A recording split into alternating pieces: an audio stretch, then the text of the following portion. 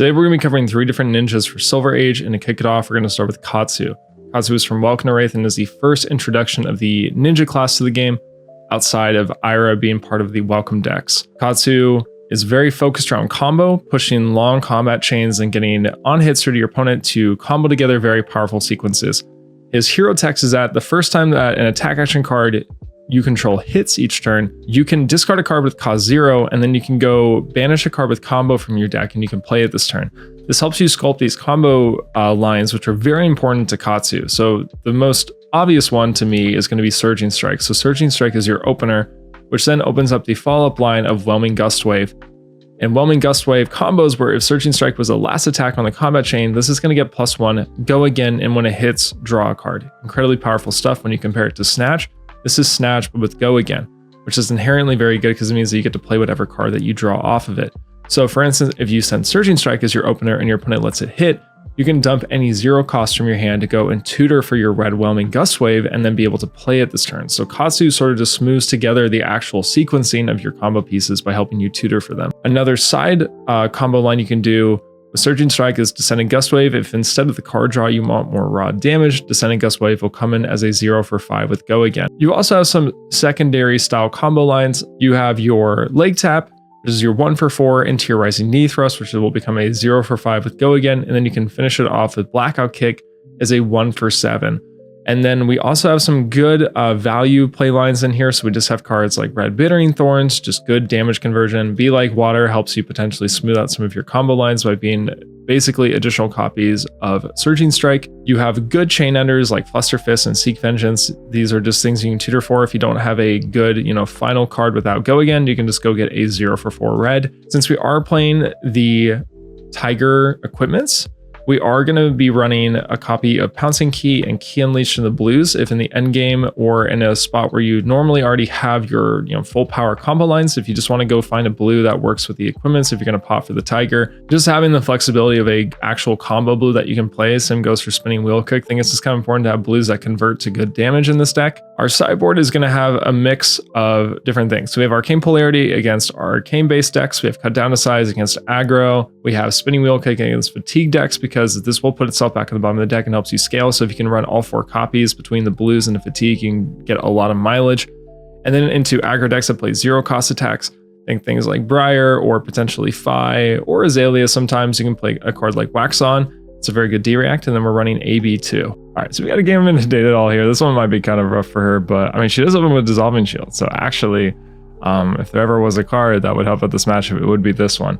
Our hand goes naturally Surging into Whelming. So if the Data Doll over respects the Surging Strike, we'll have a natural combo line here. Not that it's very good. We'd prefer this to be the red. So they end up popping 1 on the Dissolving Shield to stop the damage here.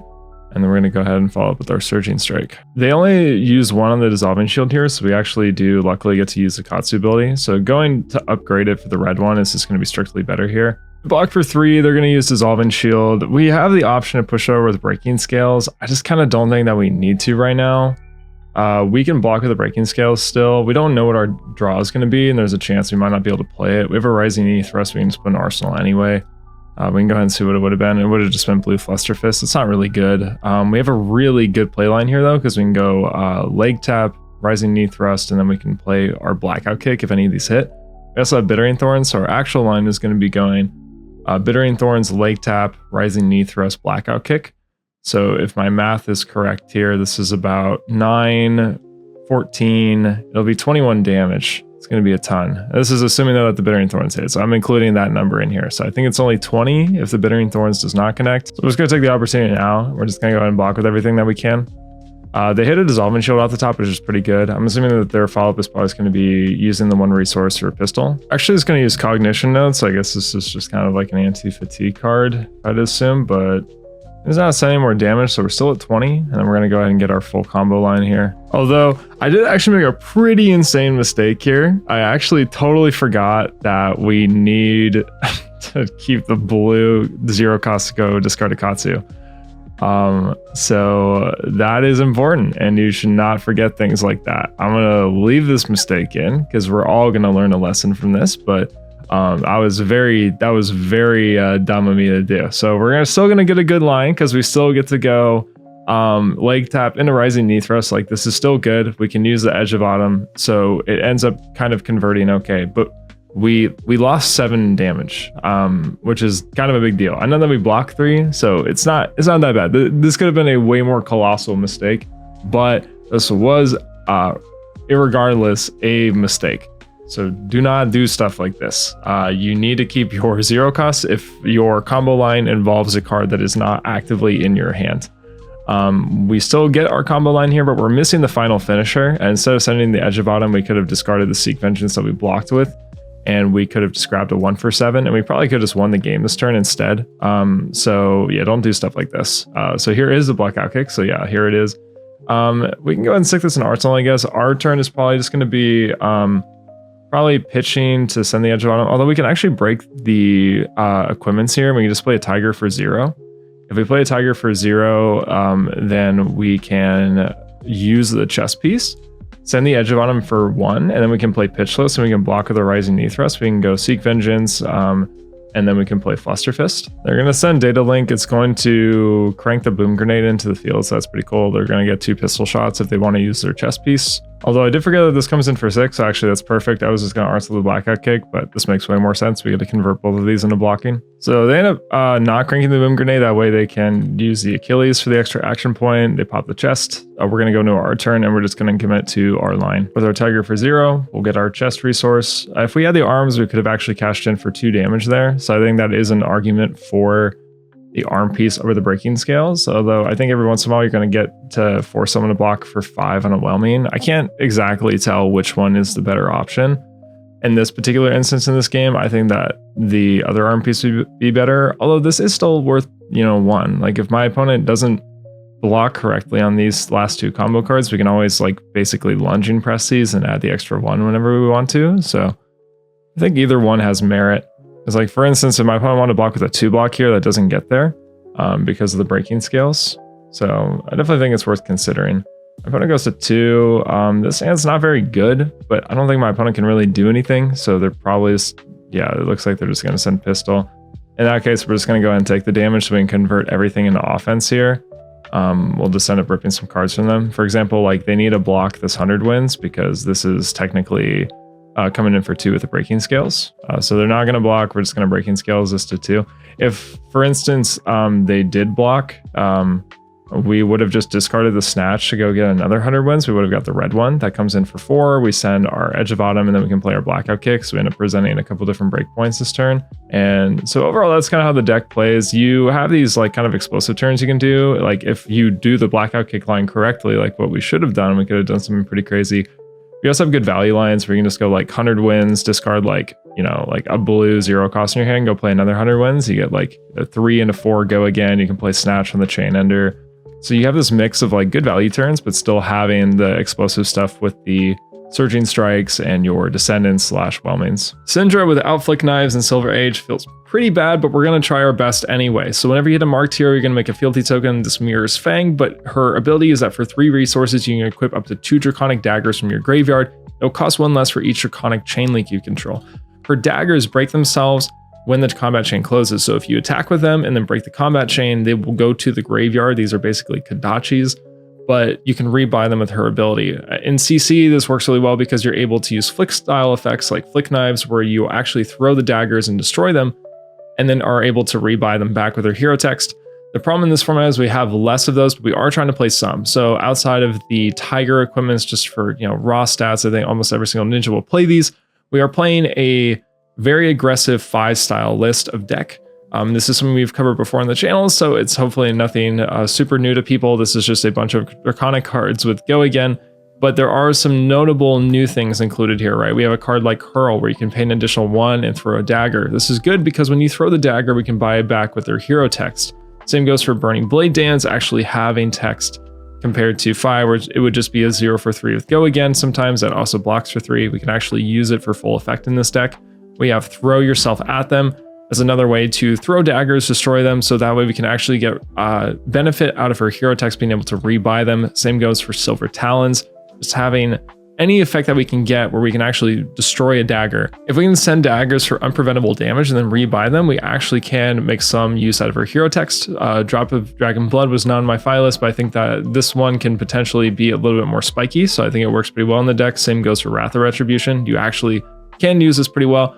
You're not going to get to do the thing in TC where you pop your legs and swing with your dagger an additional time, but I still think it works perfectly fine. Our sideboard is going to have some extra blues if you're going to play into the ice heroes and you're worried about Arctic Incarceration or against Icelander.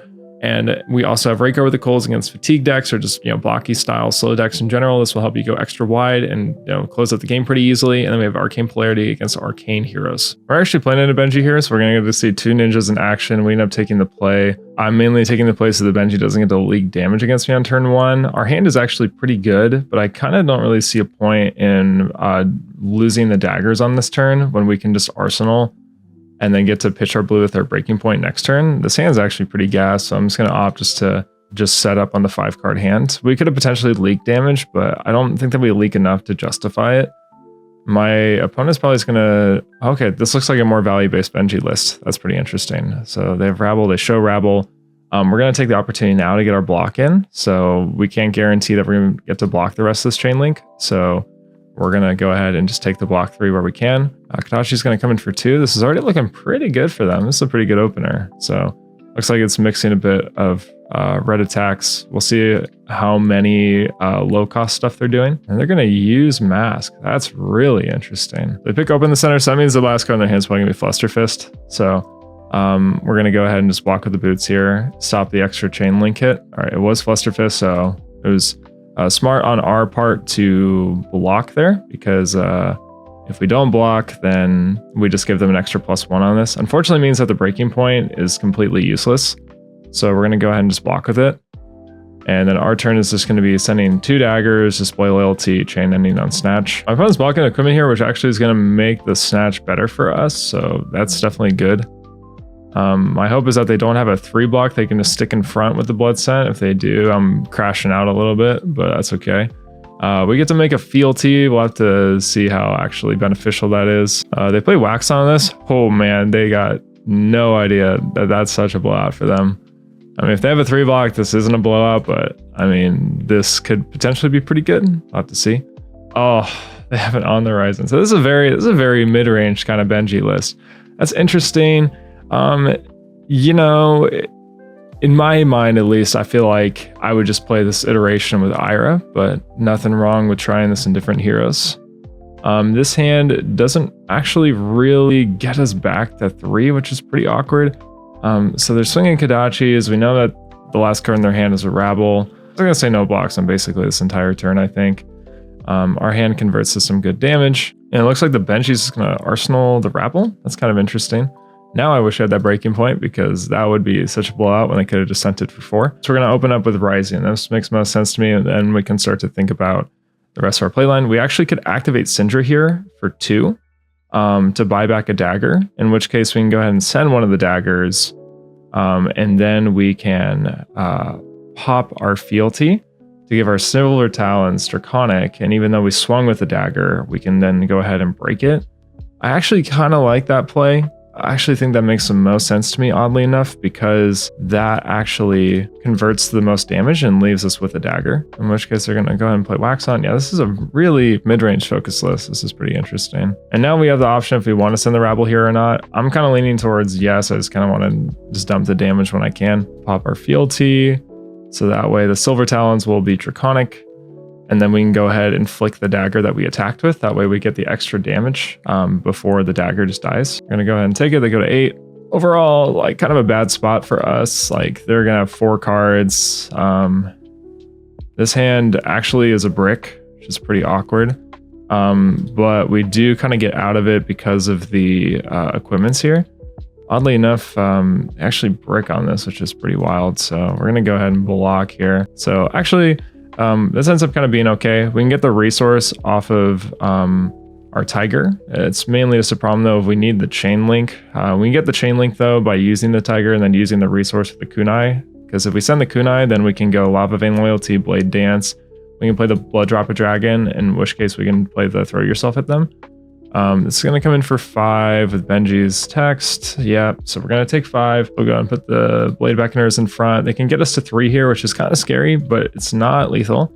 So we need to do a good job of pressuring as much as we can on our turn. So we'll go ahead, pop everything here. I think that actually having the 1 dagger, I think may have actually bailed us out. This could actually end up being pretty good. We'll use our chess piece for the resource here. And now, very importantly, we have our starter Draconic Link, which means now all of this is turned on, which is all we needed to do. This was the most important part. We can play the blood drop now if we really want to. We can just get a little bit more hand info. I don't really know if we need that yet. So I think I'm just going to go ahead and play the Burning Blade Dance first. We get a block for 4. That's okay. We'll play the blood drop here. If we can find a way to flick a dagger, we actually could end up winning the game on the spot here. It looks like that's not the case. So if we could find a way just to sneak 2 damage, that'd be pretty clutch. But and we get to send this, which is really important because this flicks the dagger at them. If they have a 2 block as well, they have to give us both cards here, in which case we just get to basically steal the game. Oh, they do have a 2 block, so we get away with murder. We get to actually rebuy back both daggers too. So if we have a blue in the next hand, I think we actually have this game locked up here. So my opponent decides to scoop. We can go ahead and see what the next hand would have been. We actually just have hurl, so my opponent's just objectively dead on board. Benji is kind of weird in Silver Age because people don't really want to block anyway. So there's kind of a weird tension here where you punish blocking by not letting them do it. But I think most of the decks in the format can get away not blocking. So we'll have to see how well this deck actually can play. But we have Kodachis here just because we have so many blues and yellows. But also, if your attack action hits and you want to kind of sneak under the radar and go all unblockable, you need a way to be able to clear that +1. Because for instance, if you had, let's say, yellow head jab and you played it after a previous head jab had hit. So let's say you go yellow head jab, your second head jab would have the +1, which then puts it above the threshold and your opponent could just block for 3 from hand. So the Kodachis help you go wide and also clear with that extra +1 buff from Benji. So when you play this deck pretty well, it kind of turns out the same as Ira, where you're just kind of getting a generic +1. However, the trade-off is that your cards are unblockable, but it also means you have to play worse cards. So Ira does not play cards like yellow head jab or, you know, yellow 1-2 punch, yellow recoil. Like, it is kind of weird because this deck inherently kind of nerfs itself a little bit, but we can make it for it in some ways, right? You actually do get some pretty cool combo lines with 1-2 punch and recoil comboing with head jab here. So you actually do get benefit out of this. You can play cards like Blue Snatch that can't be blocked and will hopefully draw you a card. You even have cards like Ride the Tailwind, which actually work with Snatch, right? So you can give your Snatch go again. Deadly Duo, I think, is the main reason to play this deck, or when it hits the next attack action card, but base 2 or less you play this combat chain, gets +2. It's just really good. Your opponent will be able to block at that point, but it doesn't really matter because I think it's just like good value. You kind of need to mix a little bit in here. So we have like red Bittering Thorns, we have red Snatch, red Scar. Like, the point of this deck isn't to make a deck that your opponent can't block. It's to make a deck that has good numbers, but then will randomly just have these turns where your opponent can't block at all. So really good if you go first and you sneak a bunch of damage through, and then hopefully try to close out the game with that. But to get to that point, we can't just play all bad cards. We have to play some cards that actually punch for good damage. So we are including some reds here. Our sideboard is basically exactly the same as Katsu, but I am opting for more Arcane Barrier because we have so many blues and yellows that I think you actually will be able to pitch. So we end up taking the play into Azalea here, mainly trying to leak true damage on turn 1 basically by playing unblockable stuff. We draw a hand that actually is very good, but is all cards that she can block. So this is a very good hand if we were going second, for instance, less important going first. But it looks like that we may end up actually leaking damage. Maybe she's just a little bit worried about blocking these. So we may just get away just leaking 2 on turn 1. We can go ahead and throw the Be Like Water, I guess, and then kind of get a little bit more read on what's going on with the hand. We get a block for 3 here. I think I'm just probably going to Arsenal. So they open up with Rabble. We know Hamstring Shot is behind it. And I'm just going to go ahead and say no blocks on this. We may decide to block the Hamstring Shot. It comes in for 7, which means we could give like this 3 block plus the Armor Suite. It looks like just gonna, okay, I see. Probably just gonna use Bullseyes then. That all makes sense. That's higher damage output.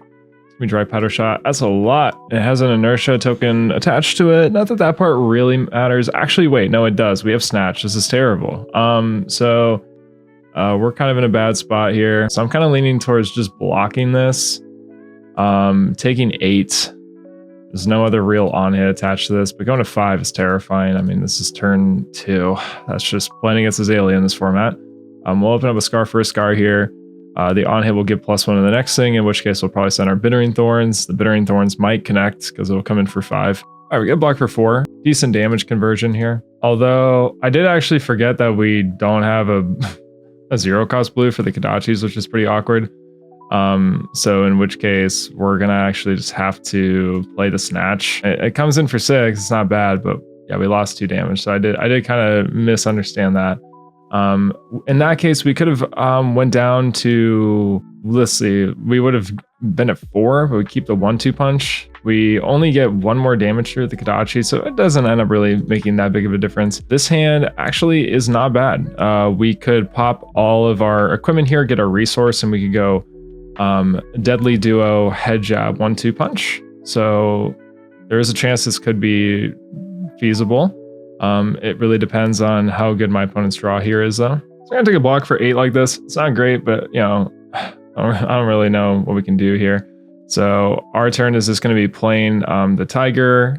We'll get the +1 actually, which is pretty clutch here because the Tiger should hit. The Tiger hitting means that the Deadly Duo will actually come in for 4 because of Benji's ability. So this actually goes on a break point, so it's going to be more difficult for my opponent to stop. In which case, the Salt the Wound will actually come in for, let's see, it'll have an extra +2, but it may end up having 2 additional power because of each chain link. So we could actually be sending 10 here, which is pretty good. It means my opponent actually probably has to give us like 3 cards. So we'll see. Or no, sorry, they only need to give us 2 cards here. But still having the break point on this is pretty good. I mean, if they have to give us 2 cards, it means that they're only going to be able to load an arrow off Death Dealer. And if they don't have a buff on top, they're only going to be sending like the raw damage from the arrow. In which case, at 3 life, we could actually steal the game. So they actually go to 1. This is crazy. All we need to do is we just need to keep like Pouncing Key here. Like literally anything here does it. They're going to blind flip. Okay, they whiff. Yeah, they needed to hit a Dominate there. I can't believe he pulled this off. I could totally be wrong, but yeah, we're just going to go ahead and I guess just play Ride the Tailwind for 1. They can't block this, so wow. All right, we snuck that one out for no reason.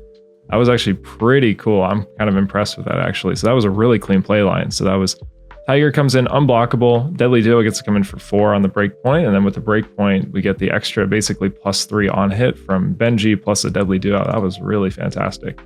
So yeah, I guess the deck can pull it out sometimes. I mean, that was pretty crazy. The unblockable thing really ends up being important in these end games. Like the reason why my opponent had to take that line was that if they just send the arrow for 8 in any other deck, like, you know, they can just block whatever our 1-card play line is. But into this, they would have died because we would have just blocked the Pouncing Key, the Soul Beat Strike, and the Scar for a Scar if they just sent the Infecting Shot for 8. And then we would just send the Ride the Tailwind. So they kind of lost either way. Really interesting stuff. So overall, those are the deck lists today. Hope you enjoyed it and learned a little bit more about the heroes. Until next time, thank you for watching.